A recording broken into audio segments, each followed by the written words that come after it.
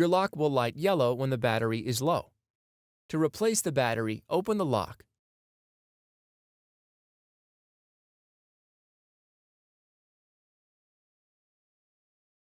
Then, with the back facing you, remove the bottom cover by pulling it down. Use a coin to turn the battery door slot 90 degrees counterclockwise.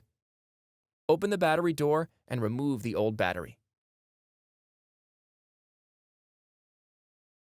Install a new CR2 battery with the positive side facing right.